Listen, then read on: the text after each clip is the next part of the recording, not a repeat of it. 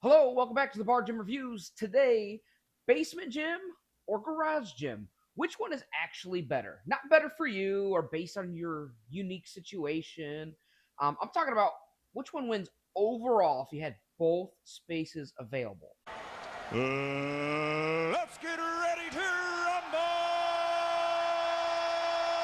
So, which space gives you more upside, fewer trade-offs, and the best long-term setup for a serious home gym? In this video, we're going to be going category by category: space, climate, ceiling height, noise, safety, and more, and we're going to crown a winner.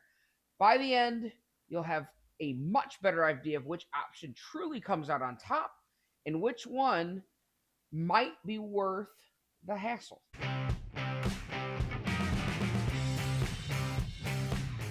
All right, so let's start with square footage and layout. Square footage is the king of the home gym, and in most cases, the basement's going to win this one. So let's kind of talk through this just a little bit. But basement gyms tend to be larger, uninterrupted spaces with a little bit more room built for a full training setup. Power racks, cable machines, dumbbell racks, cardio gear, and storage. In special cases, even specialty machines, right? So you're not really worried about pulling in the car, navigating lawn equipment around it, and squeezing all the other stuff in your garage fridge and treadmill and any other odds and ends that are in a garage. Basements also tend to allow for more permanent setups. You can anchor your equipment, get mounted accessories to the walls like wall control, and just have things that are going to be there for a longer period of time. And especially here, because we have cement walls that just feel really anchored in. So it gets a more dedicated training zone, in my opinion. Garage gyms are often more cramped, especially if you share space with cars, tools, storage. That said, you can optimize really small garages with vertical storage, folding racks, and clever layouts that can go a long way. So the verdict on this one, pretty simple from the get-go. So we're just going to start with an easy one. Basement wins for the layout and total usable square space, especially if you're building a full-scale home gym. All right, so next category, we're going to talk about climate control. Temperature matters more than most people think, and honestly, humidity plays a huge factor here. You don't want your barbells freezing in the winter or your plates melting in the summer. Basements are going to win again here. So we're going to take a commanding 2-0 lead, but they tend to stay cool in the summer and warmer in the winter. There's no insulation really required. It's already there. It's right. It's a basement. If your basement is finished, that can be even better for some.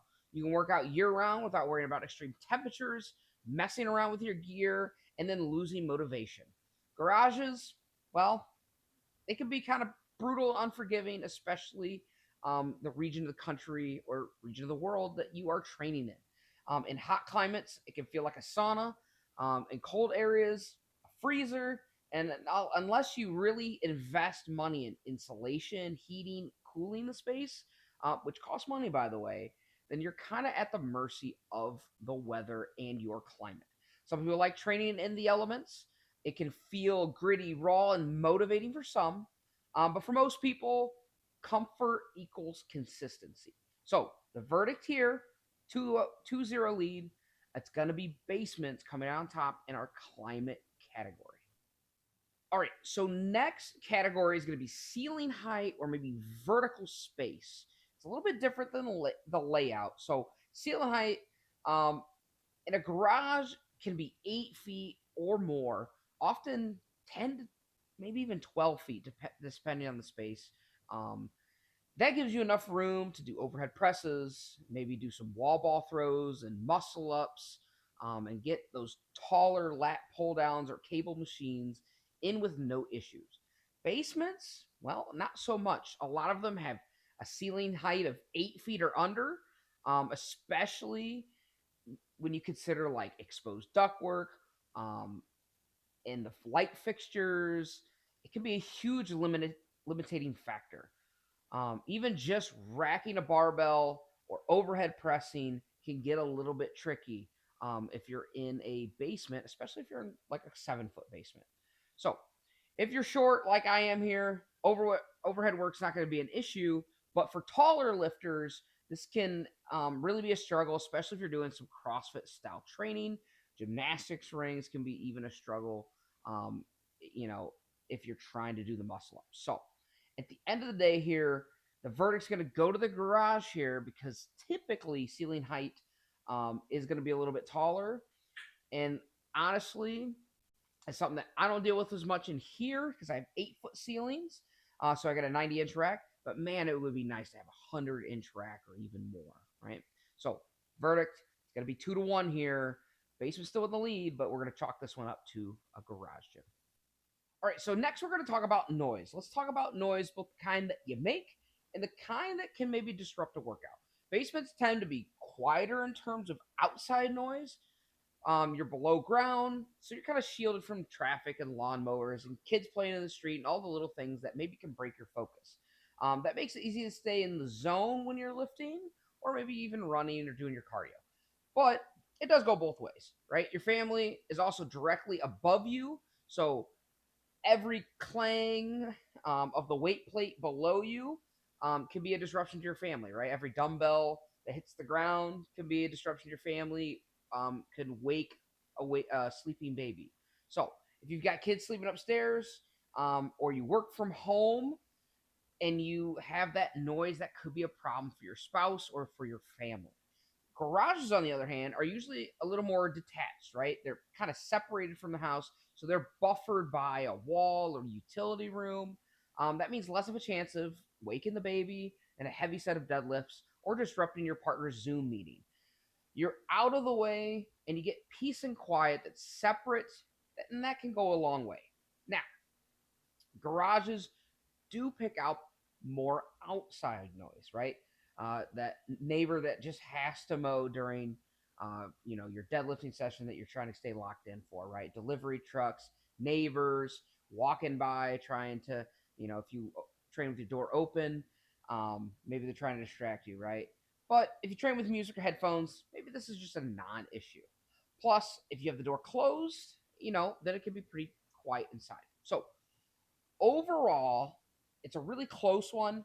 But I think for distraction wise, if we're talking about like maybe not listening to music here or not listening to music as often, I'm going to give this one a slight edge to the garage.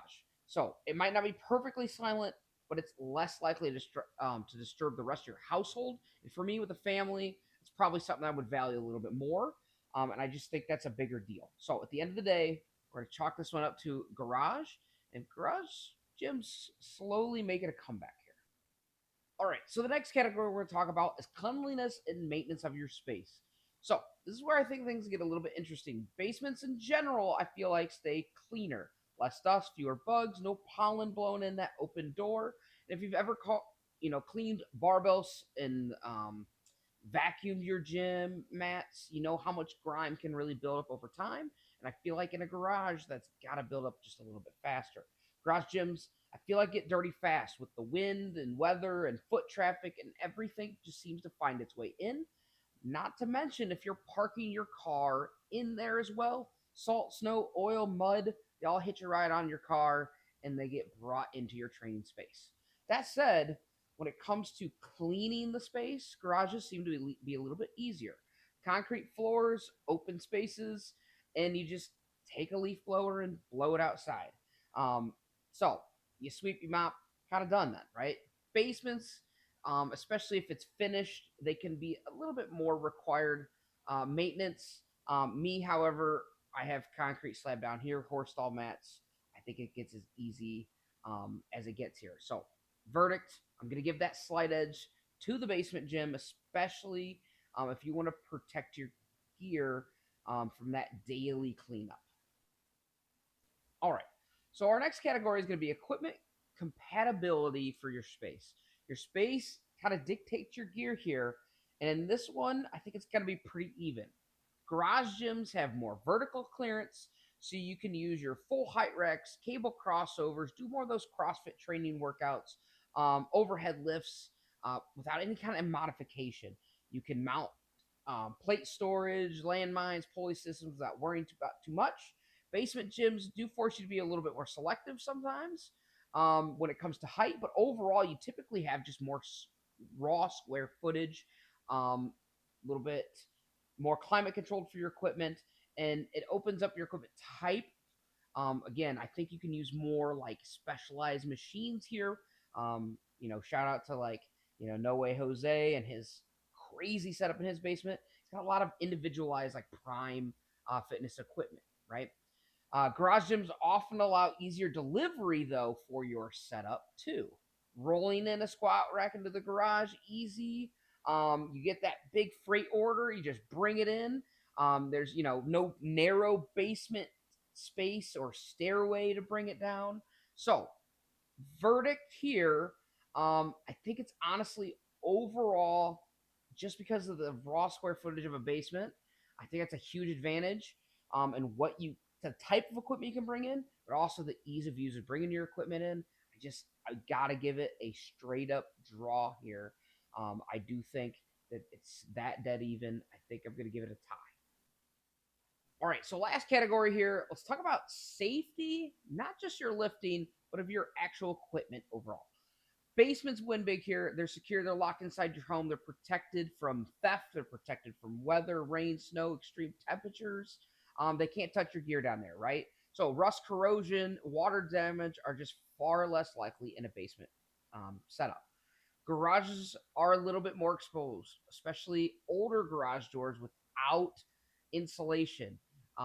Detached setups, even if again, no insulation here, your gear is vulnerable to maybe even break-ins, but more I'm talking about temperature swings, humidity, and honestly, that just really, really, really is corrosive to a lot of equipment over time. So there's also training safety. If you're lifting alone, some people feel better being near the street or a family area like a garage in case something catastrophic may happen or something goes wrong, maybe an injury. So overall, when you're thinking about those, talking about safety overall, the verdict, I'm just gonna give it to basement, especially for long term security of your equipment. But also, I don't think having some. I think the whole safety while lifting alone. I don't know about you, but somebody's at least nearby somewhere.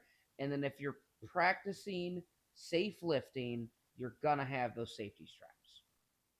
All right, so overall, the basement, maybe it's biased, it's gonna win, but it was pretty close, right? It was a tight race. If one of the factors matters more to you than the others, that can really swing your outcome, right? If there's an absolute deal breaker, I need more square footage, then you're like basement's the one. If it's an absolute deal breaker that you have to have the ceiling height, then maybe that one's for you, right? So if you hate working out in the cold, though, I think basement's kind of the way to go, or maybe finding some sort of room in your house. So big picture here, team basement for the win. So shout out to all famous YouTubers that are going to make me more popular. No Way Jose, Basement Brandon. But team basement wins here. So more space, better temperature control, less dirt and dust. And honestly, I think it's just more freedom to build a full-blown training sanctuary. So again, big shout out to those guys. If you've seen a true sanctuary, look no further than Basement Brandon, No Way Jose. No Way Jose. Pretty sure you're my area, man, here in Northwest Ohio.